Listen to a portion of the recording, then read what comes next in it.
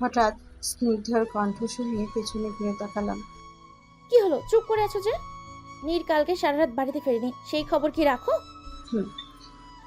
তুমি তো নিজেকে নীরের বউ বানিয়ে রেখেছো, তা স্বামীর প্রতি কি কোনো দায়িত্ব নেই? আমি কিছু বলতে যাব তার আগেই নয়না ম্যাম সেখানে এসে পড়লেন। রিল্যাক্স স্নিগ্ধা, যাও ঘরে গিয়ে একটু রেস্ট নাও।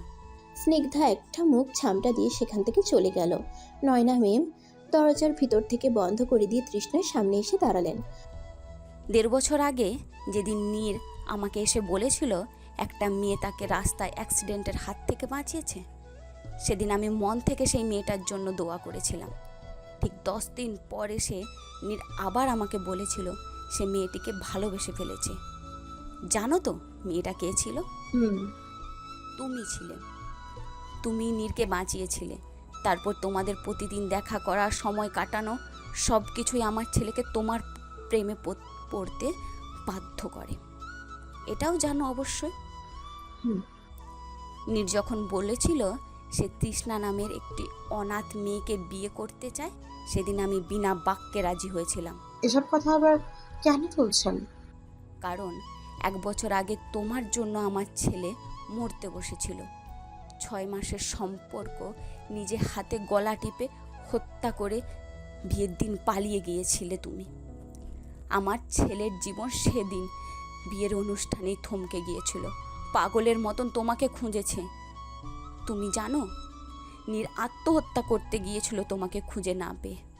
হুম। আবার নীরকে সেই একই কষ্ট দেওয়ার জন্য ফিরে এসেছো এই শহরে, আমার নীরের জীবনে। আপনি তো জানেন নির্ঝরকে এত ভালোবাসার পরেও আমি কেন ছেড়ে দিয়েছিলাম। যেখানে আমার নির্ঝরের ভবিষ্যৎ অন্ধকার, সেখানে নির্ঝরকে আমার সাথে জড়ানোটা বোকামি। নয়না মেমের সামনে দাঁড়িয়ে কথাটা বলে দম নিল তৃষ্ণা। হ্যাঁ, আমি জানি তুমি কেন নির্ঝরকে ছেড়ে দিয়েছিলে। এই জন্যই বলছি, আমার ছেলেকে আর কষ্ট দিও না। চলে যাও ওর জীবন থেকে অনেক দূরে। জানেন তো ম্যাম, ভীষণ কষ্ট হয় নিজের অসম্পূর্ণ জীবনে নিয়ে বাঁচতে। আমার অন্ধকার জীবনের সাথে আমি নির্ঝরকে জড়াতে পারিনি। নির্ঝরের জন্য আমি সারা জীবন নিঃসন্তান থাকার অভিশাপ ডেকে আনতে পারিনি। জানি, এই জন্যই তোমাকে অনুমতি দিয়েছিলাম নির্ঝরের জীবন থেকে সরে যাওয়ার জন্য। কিন্তু আমি ভাবতে পারিনি তুমি যাওয়াতে আমার ছেলের কষ্ট বাড়বে। সে তোমাকে পুনরায় নিজের জীবনে ফিরিয়ে আনবে।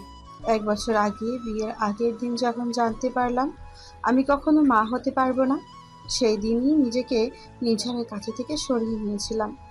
এত ভালোবাসার পরেও তাকে ছেড়ে দিয়েছিলাম। আমার কপালে আসলে ভালোবাসাই নেই। আমি বুঝতে পারি তোমার কষ্টটা তৃষ্ণা। না ম্যাম, আমার কষ্টটা আপনি বুঝতে পারবেন না। ইনফ্যাক্ট কেউই বুঝতে পারবে না। মা না হতে পারার কষ্ট, সারা জীবন বন্ধা থাকার কষ্ট একমাত্র সেই ভালোভাবে বুঝতে পারে যে কখনো মা হতে পারবে না, ঠিক যেমনটা আমি। লুক তৃষ্ণা, আমি জানি তোমার। ম্যাম, আপনি প্লিজ এখান থেকে চলে যান। আমার এখন কারোর সাথে কথা বলার ইচ্ছে করছে না। দুঃখিত আপনাকে এভাবে বলার জন্য, কিন্তু সত্যি আমার এই মুহূর্তে কারোর সাথে কথা বলার কোনো ইচ্ছে হচ্ছে না।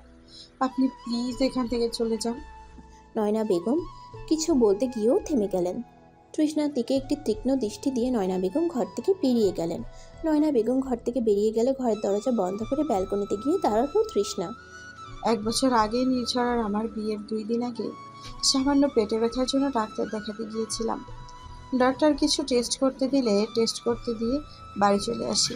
1 দিন পর বিয়ে, তাও আবার আমার ভালোবাসার মানুষের সাথে। আমার খুশি আর দেখে কি, বুক ভরা ভালোবাসা আর স্বপ্ন নিয়ে বিয়ের আয়োজন করেছিলাম। ঠিক তখনই টেস্টের রিপোর্ট হাতে পেলাম। টেস্টের রিপোর্টে ধরা পড়লো আমি কখনো মা হতে পারবো না। রিপোর্টটা দেখে মনে হয়েছিল আমার পায়ের নিচে থেকে মাটি সরে গেল, মাথায় আকাশ ভেঙে পড়ে গেল। হয়তো এতটা কষ্ট পেতাম না যা সেদিন পেয়েছিলাম, তাও আবার আমার বিয়ে ঠিক আগের দিন। ভাগ্যের কি নির্মম পরিহাস, তাই না? বিয়ে নিয়ে এত স্বপ্ন দেখেছিলাম, পরদিন নতুন করে নির্ঝরের সাথে জীবন সাজাবো। কত স্বপ্ন ছিল আমার দুজনের একসাথে বাঁচবো। আমাদের সন্তানেরা আমাদের আম্মু আব্বু বলে ডাকবে। নির্ঝরের সব স্বপ্ন বৈধ ছিল, কোনো স্বপ্নই অতিরিক্ত চাওয়া ছিল না। অপূর্ণতা তো আমাকে ঘিরে রয়েছে, আমি নিঝড়ের কোনো স্বপ্ন পূরণ করতে সক্ষম ছিলাম না। মা হওয়ার যোগ্যতা আমার নেই। একটা মেয়ে পরিপূর্ণ নারী হয়ে ওঠে সন্তান জন্ম দিয়ে, আর আমার তো সেই ক্ষমতাই ছিল না সন্তান জন্ম দেওয়ার। একজন পরিপূর্ণ নারী হওয়ার ক্ষমতা আমার কখনোই হবে না। যেখানে আমি নিজেই অপূর্ণ, সেখানে নিঝড়কে পূর্ণ করব কিভাবে? নিঝড়ের জীবন থেকে চলে যাওয়া উচিত আমার। তাকে আমি সন্তানের সুখ কখনো দিতে পারবো না। তাকে সন্তানের সুখ একমাত্র স্নিগ্ধ দিতে পারবে। তার সাথেই ওনার ভবিষ্যৎ আছে। আমার সাথে আর ভবিষ্যৎ অন্ধকার। নিজের আমার ভালোবাসা, তাকে আমি অন্ধকার ভবিষ্যতের দিকে ঠেলে দিতে পারবো না। ভালোবাসার জন্য তো জীবন দিয়েছে, আমি কি আমার সুখটুকু বিসর্জন দিতে পারবো না? বছর আগে, বিয়ের আগের দিন, যেদিন প্রথম নির্ঝরকে ছেড়ে চলে গিয়েছিলাম, জানতাম নির্ঝর রাগ করবেন, আমাকে ঘৃণা করবেন। হয়তো সেদিনের পর থেকে আমার চেহারাও দেখতে চাইবেন না। কিন্তু তবুও মনে একটা শান্তি ছিল যে নির্ঝর হয়তো সুখে থাকবেন, কাউকে বিয়ে করে সেটেল হয়ে যাবেন লাইফে। আর অনেকগুলো বাচ্চা হবে নির্ঝরের, হ্যাঁ তার বউয়ের। নির্ঝরের আগে থেকে বাচ্চা খুব পছন্দ ছিল। প্ল্যানিং করেছিলেন 3টে বাচ্চা নেবেন। 1 বছর আগে ভেবেছিলাম তার সব স্বপ্ন পূরণ হবে। কিন্তু নির্ঝর আমার প্রতি তার ঘৃণাকে প্রাধান্য দিয়েছেন। এই 1 বছরে তিনি নিজের মনে আমার জন্য ঘৃণা আর প্রতিশোধের মনোভাব পুষে রেখে নিজেকে কষ্ট দিয়েছেন। যে কারণে তাকে ছেড়ে গিয়েছিলাম, সেই কারণ তো কখনো সফলই হয়নি। উল্টো আমার উপর প্রতিশোধের মনোভাব পুষে রেখে নিজের জীবনটাই নষ্ট করেছেন। ওনাকে কিভাবে বলবো আমি যে ওনাকে কখনো সন্তানের সুখ দিতে পারবো না? আমাকে জীবনসঙ্গী বানিয়ে সাময়িক সময়ের জন্য সুখী হলেও সারা জীবনের কষ্টের ভাগী হতে হবে তাকে। I want talk to you. ব্যালকনিতে দাঁড়িয়েছিলাম। আচমকা স্নিগ্ধার কণ্ঠ শুনে পেছন ফিরে তাকালাম। 2 হাত একসাথে গুজে ব্যালকনির কাছের সামনে দাঁড়িয়ে আছে স্নিগ্ধা। কিছু বলবেন স্নিগ্ধা? তুমি আমার নীরের জীবন থেকে চলে যাও তৃষ্ণা। আমি নিঝড়ের জীবনে থাকতে আসিনি। কন্ট্রাক্টের মেয়াদ শেষ হয়ে গেলেই চলে যাব। আর 1.5 মাসের মতো বাকি আছে। আমি অতদিন অপেক্ষা করতে পারবো না। নির্ঝর ক্রমেই তোমার উপর দুর্বল হয়ে পড়ছে। ঠিক এই মুহূর্তে তুমি নির্ঝরের জীবন থেকে না গেলে নির্ঝর কখনো তোমাকে ভুলতে পারবে না। তুমি কি চাও না নির্ঝর আমার সাথে থাকো, সুখে থাকো? আমি নিঝড়ের সুখ চাই বলেই এত কিছু করছি। 1 বছর আগে তাকে ছেড়েছি, যে কিনা আমার প্রাণ ছিল, জীবন ছিল নির্ঝর আমার, আমার প্রথম ভালোবাসা। তবুও তাকে ছেড়ে দিয়েছিলাম, কারণ তার সুখটাই আমার কাছে সবকিছু। তাহলে সেই সুখের জন্যই নির্ঝরকে পুনরায় ছেড়ে দাও। আমার সাথে নির্ঝর অনেক সুখে থাকবে, কারণ নির্ঝরকে আমি সন্তানের সুখ দিতে পারবো, যেটা তুমি পারবে না। হ্যাঁ, ঠিক বলেছেন। আমি পারবো না নির্ঝরকে সন্তানের সুখ দিতে, কিন্তু আপনি কেন? নির্ঝরকে আমার মতো কেউ ভালোবাসতে পারবে না। সেটা আমার দেখার বিষয় নয়। আমি শুধু চাই তুমি নির্ঝরকে ছেড়ে চলে যাও। আর এটাই মোক্ষম সময়। আজকে এই বাড়িতে ছেড়ে চলে যাও। নির্ঝর এখন বাড়িতে নেই, আমি সবটা ম্যানেজ করে নিব। 1 বছর আগেও নির্ঝরকে আমিই সামলেছিলাম, এখনো সামলে নিব। তুমি শুধু চলে যাও আমাদের জীবন থেকে, আমাদের একটু সুখে থাকতে দাও। কিছু বলছি না, শুধু চুপচাপ টলমল চোখে স্নিগ্ধার দিকে তাকিয়ে আছি। নিঝরের ভবিষ্যতের দিকে তাকিয়ে আছি। আর আমি নিঝরের অতীত, এমন একটা কালো অতীত যেটা নিঝরের ভুলে যাওয়াই সব থেকে ভালো। আচ্ছা, আমি চলে যাচ্ছি। তুমি তোমার জিনিসপত্রগুলো গুছিয়ে নিও, কেমন? নির্ঝর বাড়িতে আসার আগেই বেরিয়ে গেলে ভালো হবে, না হলে তোমাকে যেতে দিবে না। ইমোশনাল করে তোমাকে থামিয়ে দিবে, তারপর আমাদের বিয়েটা আর হবে না। তুমি প্লিজ আগে চলে যাও, এদিকটা আমি সামলে নিব। স্নিগ্ধ ঘর থেকে বেরিয়ে গেল। আমি এখনো বেলকনিতে ঠায় দাঁড়িয়েছি। জীবনের চূড়ান্ত নির্ণয় এসে দাঁড়িয়েছে। তন্ময়ের কাছে আমি ফিরে যাব না, কখনোই না। তন্ময়ের মতো একটা প্রতারক চরিত্রহীনের কাছে ফিরে যাওয়া কোনো মানে হয় না। হয়তো মা হওয়ার সুখ আমার জীবনে কখনোই আসবে না। তিতলিকে আঁকড়ে ধরে বাঁচতে চেয়েছিলাম, কিন্তু সে অবলম্বনটুকুও আর পেলাম না। এই জীবনে নির্ঝর আর তিতলিকে ছাড়াই কাটাতে হবে, তাদের দুজনের ভালোর জন্য। তিতলিকে পেতে হলে তন্ময়ের কাছে ফিরতে হবে, কিন্তু আমি তন্ময়ের কাছে ফিরতে চাই না। তার মতো একটা প্রতারকের কাছে ফিরে বাকি জীবনে নরক পোহাতে চাই না। জন্মের পর মা বাবা একা ছেড়ে দিয়েছিল, সেই একা জীবনই সবসময় কাটাতে হবে। যে সন্তান মা বাবার কাছে আনওয়ান্টেড, হয় সেই সন্তানের ভাগ্যে সুখ কিভাবে আসবে? নির্ঝরের আলমারি থেকে নিজের সব জিনিসপত্র নামিয়ে নিয়ে একে একে গুছিয়ে নিলাম। আজই শেষ দিন আমার এই বাড়িতে।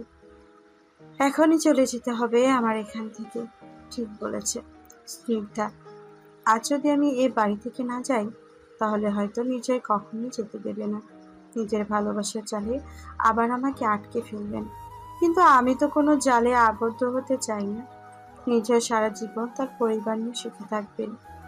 এর থেকে সুখের আমার কাছে আর কি হতে পারে?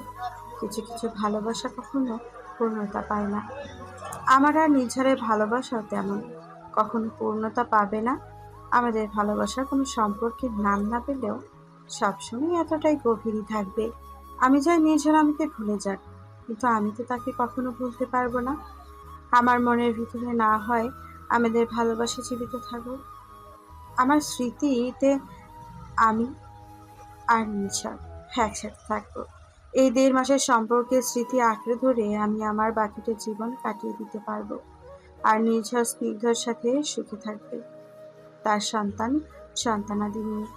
আমার ভালোবাসা দিয়ে নিঝরকে পরিপূর্ণ করে দিয়ে যাব।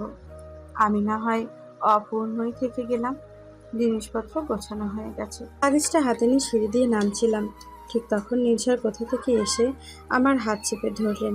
নিঝরের চোখ দুটো লাল হয়ে গেছে। নিঝরের চোখ দুটো লাল হয়ে আছে, মুখটা শুকিয়ে গেছে হয়তো, সারা রাত ঘুমোয়নি। উনি এত শক্ত করে আমার হাত চেপে ধরেছে যে আমার হাতে ব্যথা লাগছে। নিজেকে কি মনে করো তুমি? সিঁড়ির সামনে আমার হাত চেপে ধরে নিঝর কথাটা বললেন। নিঝরের রক্তচক্ষু দেখে রীতিমতো আমার ভয় করছে, তবু নিজেকে শান্ত করে স্থির দাঁড়িয়ে আছি। এ সময় আমার ভয় পেলে চলবে না। যখন ইচ্ছে আমার জীবন নিয়ে খেলা করবে, আমাকে ছেড়ে চলে যাবে, তাই তো? So sad. এবার আমি তোমাকে সেই সুযোগটা দিচ্ছি না। আমার জীবন নিয়ে খেলা করার সুযোগ এবার আমি কাউকে দেব না। কি করছেন? হাত ছাড়ুন, যেতে দিন আমাকে। তোমাকে আর কোথাও যেতে দেব না আমি। প্রতিবার তুমি আমাকে ছেড়ে যাওয়ার জন্য মিথ্যে বাহানা বানাও। 1 বছর আগে চিঠিতে লিখেছিলে তুমি আমাকে ভালোবাসো না, আমার সাথে তোমার কোনো সম্পর্ক নেই। আমার মতো একটা বাজকে তুমি ভালোবাসতে পারবে না। তোমাকে আমি আগেই বলেছিলাম তৃষ্ণা, আমার জীবনে তুমি আসার আগে অনেক মেয়েই ছিল, কিন্তু তুমি আসার পর শেষ নিঃশ্বাস অব্দি আর কোনো মেয়ে আসবে না। তবুও তুমি আমাকে অবিশ্বাস করার মিথ্যে নাটক করে আমাকে ছেড়ে চলে গিয়েছিলে। আমি কোনো মিথ্যা নাটক করিনি। আমি আপনাকে আগেও ভালোবাসতাম না, এখনো ভালোবাসি না, এজন্য ছেড়ে চলে গিয়েছিলাম। ও আচ্ছা, তাহলে তুমি কাকে ভালোবাসো আমাকে একটু বলো তো প্লিজ। তন্ময়কে? হ্যাঁ, তন্ময়কে আমি অনেক ভালোবাসি। ভালোবাসো? তাই বুঝি? এতগুলো টাকা তন্ময়কে কে দিয়েছো? আপনার কাছে থেকে নেওয়ার পরও সেই টাকাগুলো আমার হয়েছে, আর আমার টাকা আমি কাকে দেব সেটা একান্তই আমার ব্যাপার। আর কত মিথ্যে বলবে তৃষ্ণা? সব জেনে গেছি আমি। তন্ময়কে তুমি ভালোবাসো না, তুমি শুধু তন্ময়কে টাকা দিচ্ছিলে তিতলিকে বাঁচানোর জন্য। সেটা আমার আর তন্ময়ের নিজস্ব ব্যাপার, আপনার এতে নাক গলাতে হবে না। নাক তো অবশ্যই গলাতে হবে। তন্ময় তোমার কাছ থেকে মিথ্যে বলে টাকা নিচ্ছিল। তিতলি অসুস্থ নয়, তিতলির অসুস্থতার মিথ্যে কথা বলে তোমার কাছ থেকে টাকা নিয়েছিল, আর তুমি সেটা ওকে দিচ্ছিলে। টাকাগুলো দেওয়ার পেছনে ভালোবাসা ছিল না, ছিল শুধু তিতলির প্রতি তোমার চিন্তা, তোমার মাতৃত্বের টান। আপনার এই কথা শোনা আমার একদম ইচ্ছে নেই। আমাকে যেতে দিন প্লিজ। একটু পরেই আমার বাস ছেড়ে দেবে, আমাকে তার আগেই বাস স্ট্যান্ডে পৌঁছাতে হবে। টু হেল উইথ ইউর বাস। তুমি আমাকে ছেড়ে কোথাও যেতে পারবে না, আমি তোমাকে কোথাও যেতে দেব না। আর এমনিতেও তুমি কন্ট্রাক্টে আবদ্ধ। 3 মাসের আগে আমাকে তুমি ছাড়তে পারবে না। 3 মাস পর আমাদের প্রপার ডিভোর্স হবে, তারপর তুমি যেতে পারবে। এর আগে তুমি আমার বাড়ি থেকে 1 পাও নড়তে পারবে না। আপনার কন্ট্রাক্ট আমি আর মানি না। আমি আজকেই এই বাড়ি থেকে চলে যাব। আর রইল আপনার কন্ট্রাক্ট, আপনার দেওয়া টাকাগুলো আপনি পেয়ে যাবেন, পাই পাই পরিশোধ করে দিব আপনার। কিন্তু তবু আমি আর পারবো না এসব করতে।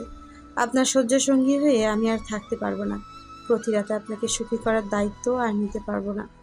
জাস্ট শট আপ তৃষ্ণা, তোমার এসব কথা আমি শুনতে চাই না। তুমি আমাকে ছেড়ে যেতে পারবে না, ব্যাস এটাই জানি। আর কোনো কথা আমি শুনতে চাচ্ছি না। আমি বেঁচে থাকতে তুমি আমাকে ছেড়ে যেতে পারবে না। আপনার পাগলামি বন্ধ করুন। আমি এসব আর নিতে পারছি না, আমাকে যেতেই হবে। আপনার সব টাকা আমি আপনার আম্মুর হাতে দিয়ে দেব। আপনার আম্মু আপনাকে দিয়ে দেবে। আমার কোনো টাকা চাই না, আমার শুধু তোমাকে চাই। এটা আর সম্ভব না। আপনি আমাদের ডিভোর্সের প্রসেসিং শুরু করেন এবং ডিভোর্স লেটার সাইন করে পাঠিয়ে দিন। তারপর আপনি স্নিগ্ধাকে বিয়ে করে দিন। আর তুমি তুমি আমাকে ছেড়ে চলে যাবে? একবারের জন্য কি আমার কথা মনে পড়বে না? আমাকে কি আর ভালোবাসতে পারবে না তুমি? আমার কাঁধে ধরে ঝাঁকিয়ে নিঝড় কথাগুলো বললেন। নিঝড়ের চোখ দুটো পানিতে টলমল করছে। নিঝড়ের এই অবস্থা দেখে আমার বুকের ভেতরটা কষ্টে দুমড়ে মুচড়ে যাচ্ছে। নিজেকে নিয়ন্ত্রণ করার আমার পক্ষে ক্রমেই অসম্ভব হয়ে উঠছে। আমি আর পারছি না। নিঝড়ের সামনে মিথ্যে বলতে, নিজেকে লুকাতে, নিজের কষ্টকে লুকাতে ইচ্ছে করছে। নিজেকে ওনার বুকে বিলীন করে দিয়ে সব কষ্ট হাওয়ায় উড়িয়ে দিই। মন বলছে নিজেকে নিঝড়ের বুকে বিলিয়ে দিই, কিন্তু মস্তিষ্ক মনের ইচ্ছেটাকে সায় দিচ্ছে না। মস্তিষ্ক বারবার বলছে চলে যেতে এখান থেকে, নিজের সুখে থাকতে দিতে, কিন্তু পারছি না। ভীষণ কষ্ট হচ্ছে।